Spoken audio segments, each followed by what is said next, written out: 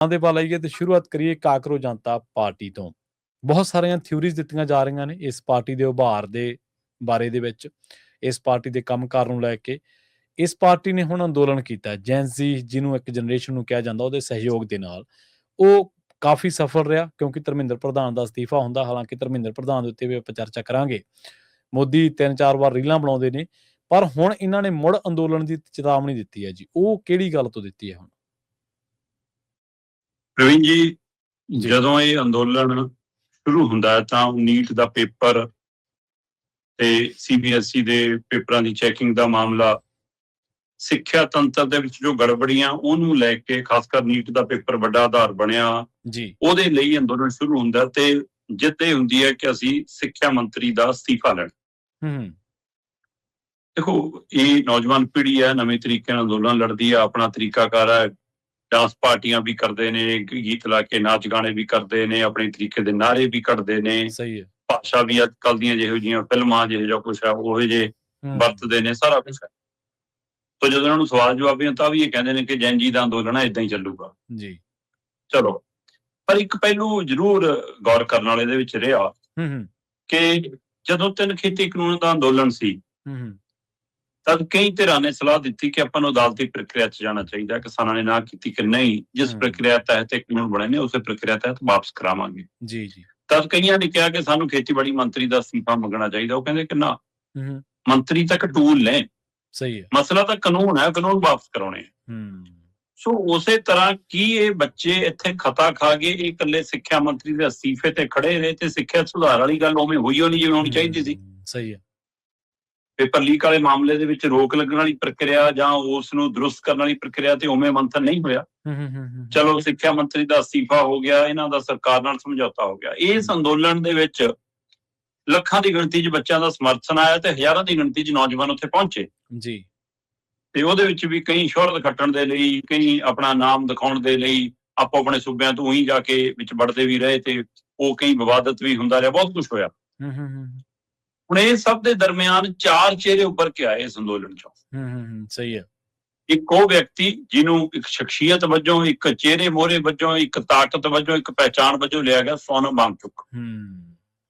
ਦੂਸਰਾ ਉਹ ਜਿਹੜਾ ਕਾਕਰੋਚ ਜਨਤਾ ਪਾਰਟੀ ਦਾ ਜਨਮਦਾਤਾ ਮੰਨਿਆ ਗਿਆ, ਜਿਹਨੇ ਇਹ ਪੇਜ ਬਣਾਇਆ ਮਜ਼ਾਕ 'ਚ ਤੇ ਉਹ ਤੋਂ ਬਾਅਦ ਸੀਰੀਅਸ ਗੱਲ ਹੋ ਗਈ ਜਾਂ ਉਹਦੇ ਪਿੱਛੇ ਕੋਈ ਤਾਕਤ ਸਲਾਹ ਕੰਮ ਕਰ ਰਹੀ ਸੀ, ਆਉਂਦੇ ਸਮੇਂ 'ਚ ਰਾਜੇ ਖੁੱਲਣਗੇ, ਅਭਿਜੀਤ ਦੀਪਕੇ। ਉਸ ਤੋਂ ਬਾਅਦ ਜੇ ਕੋਈ ਦੋ ਨਾ ਉੱਪਰੇ ਤਾਂ ਉੱਪਰੇ ਇੱਕ ਤਾਂ ਆਸ਼ੂਤੋਸ਼ ਰਾਕਾ ਦਾ, ਹਾਂਜੀ, ਤੇ ਇੱਕ ਸੀਗਾ ਸੌਰਵ ਦਾਸ। ਇਹ 2 ਮੁੰਡੇ ਉਹ ਨੇ ਜਿਨ੍ਹਾਂ ਨੇ ਸਰਕਾਰ ਨਾਲ ਗੱਲਬਾਤ ਕੀਤੀ, ਮੀਡੀਆ ਨਾਲ ਰਾਬਤਾ ਰੱਖਿਆ, ਹਰ ਪਹਿਲੂ ਦੇ ਉੱਤੇ ਗੱਲਬਾਤ ਦੇ ਵਿੱਚ ਇਹ ਚਿਹਰੇ ਮੋਹਰੇ ਬੁਲਾਰਿਆਂ ਵਜੋਂ ਉੱਭਰ ਕੇ ਆਏ। ਹੁਣ ਜਦੋਂ ਸਰਕਾਰ ਨਾਲ ਗੱਲ ਹੁੰਦੀ ਹੈ ਤਾਂ 3 ਮੰਗਾਂ ਮਨਾਈਆਂ ਜਾਂਦੀਆਂ। ਪਹਿਲੀ ਮੰਗ ਸਿੱਖਿਆ ਮੰਤਰੀ ਦਾ ਅਸਤੀਫਾ, ਦੂਸਰੀ ਗੱਲ ਨੀਟ ਪੇਪਰ ਦੇ ਦਰਮਿਆਨ ਜਿਹੜੇ ਬੱਚਿਆਂ ਨੇ ਸੁਸਾਈਡ ਕੀਤਾ ਉਹਨਾਂ ਪਰਿਵਾਰਾਂ ਲਈ ਮੁਆਵਜ਼ਾ ਰਾਸ਼ੀ, ਤੀਸਰਾ ਜਿੰਨੇ ਵੀ ਚੱਕੇ ਨੇ ਇਸ ਅੰਦੋਲਨ ਦੇ ਆੜ ਦੇ ਵਿੱਚ ਇੱਥੋਂ ਜਾਂ ਹੋਰਨਾਂ ਥਾਵਾਂ ਤੋਂ ਸਾਰੇ ਰਿਹਾ ਹੋਣਗੇ ਤੇ ਕਿਸੇ ਤੇ ਕੋਈ ਕੇਸ ਨਹੀਂ ਚੱਲੂਗਾ, ਸਾਰੇ ਕੇਸ ਵਾਪਸ ਆਉਣਗੇ।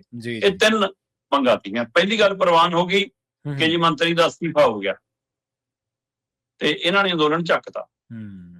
ਹੁਣ ਮੁਆਵਜ਼ੇ ਵਾਲੀ ਗੱਲ ਮੈਨੂੰ ਨਹੀਂ ਪਤਾ ਕਿਹੜੇ ਕੋਣ ਤੋਂ ਤੁਰੂਗੀ, ਕਦੋਂ ਤੁਰੂਗੀ, ਦੇ ਵੀ ਸਕਦੀ ਹੈ ਸਰਕਾਰ, ਚਾਹੇ ਤਾਂ ਅੱਜ ਦੇ ਸਕਦੀ ਹੈ, ਪਰ ਉਹਨੂੰ ਇਹ ਆਰਥਿਕ ਤੌਰ ਦੇ ਉੱਤੇ ਕੋਈ ਪ੍ਰਕਿਰਿਆ ਚ ਲਗਾਉਣ ਦੇ ਹਵਾਲੇ ਨਾਲ ਦੇਰੀ ਵੀ ਲਾ ਸਕਦੇ ਨੇ। ਸਹੀ ਹੈ। ਪਰ ਜਿਹੜਾ ਮਾਮਲਿਆਂ ਵਾਲਾ ਮਤਲਬ ਕਿ FIR ਕੀਤੀ ਹੋਈ ਹੈ ਜਾਂ ਚੱਕੇ ਹੋਏ ਨੇ ਬੱਚੇ ਜਾਂ ਅਜੇ ਵੀ ਚੱਕੇ ਜਾ ਰਹੇ ਨੇ, ਉਹਨਾਂ ਸਾਰੇ ਮਾਮਲਿਆਂ 'ਚ ਦਿੱਲੀ ਪੁਲਿਸ ਤੋਂ ਲੈ ਕੇ ਸੂਬਿਆਂ ਤੱਕ ਦੀ ਪੁਲਿਸ ਵਾਲੇ ਕਹਿ ਰਹੇ ਨੇ ਕਿ ਸਾਨੂੰ ਸਰਕਾਰ ਦਾ ਕੋਈ ਹੁਕਮ ਨਹੀਂ ਆਇਆ ਕਿਸੇ ਦਾ। ਜੀ, ਸਹੀ ਹੈ। ਸਾਨੂੰ ਕੋਈ ਅਜੇ ਨੋਟੀਫਿਕੇਸ਼ਨ ਨਹੀਂ ਆਇਆ।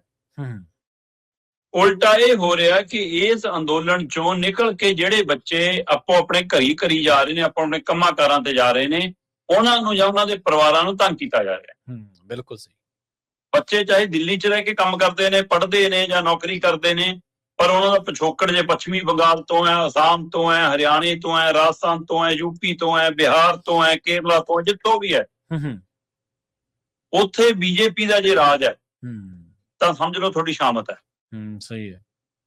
ਉੱਥੇ ਕਾਰਵਾਈਆਂ ਹੋ ਰਹੀਆਂ, ਉਹਨਾਂ ਨੂੰ ਜਾਂ ਉਹਨਾਂ ਦੇ ਪਰਿਵਾਰਾਂ ਨੂੰ ਤੰਗ ਕੀਤਾ ਜਾ ਰਿਹਾ, ਥਾਣੇ ਬੁਲਾਇਆ ਜਾ ਰਿਹਾ, ਕਈਆਂ ਨੂੰ ਛੱਡਿਆ ਨਹੀਂ ਜਾ ਰਿਹਾ, ਕਈਆਂ ਨੂੰ ਬਿਠਾਇਆ ਹੋਇਆ ਤੇ ਕਈਆਂ ਨੂੰ ਬੁਲਾਇਆ ਜਾ ਰਿਹਾ।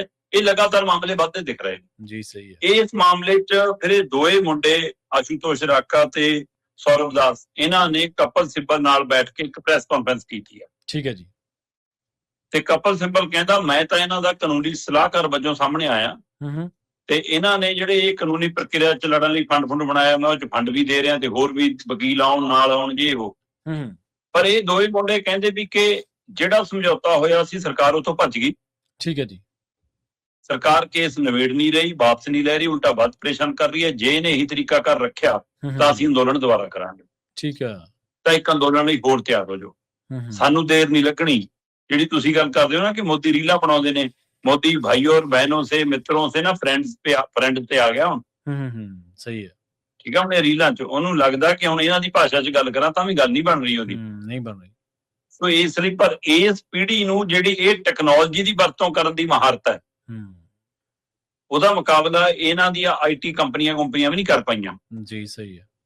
ਸੋ ਇਸ ਲਈ ਉਹਨਾਂ ਨੇ ਦੁਬਾਰਾ ਚੇਤਾਵਨੀ ਦਿੱਤੀ ਹੈ ਕਿ ਜੇ ਸਰਕਾਰ ਨੇ ਇਹ ਪੈਂਤੜੇ ਆਪਣੇ ਨਾ ਬਦਲੇ, ਇਹ ਸ਼ਰਾਰਤਾਂ ਬੰਦ ਨਾ ਕੀਤੀਆਂ, ਕੇਸ ਖਤਮ ਨਾ ਕੀਤੇ, ਜਾਂ ਜਿਹੜੇ ਚੱਕੇ ਨੇ ਤੰਗ ਕਰ ਰਹੇ ਨੇ ਉਹਨਾਂ ਨੂੰ ਛੱਡਿਆ ਜਾਂ ਤੰਗ ਕਰਨਾ ਬੰਦ ਨਾ ਕੀਤਾ, ਅੰਦੋਲਨ ਦੁਬਾਰਾ ਹੋਏਗਾ। ਉਹਨਾਂ ਦੀ ਨਵੀਂ ਚੇਤਾਵਨੀ ਆ। ਸਹੀ ਹੈ, ਬਿਲਕੁਲ ਜੀ।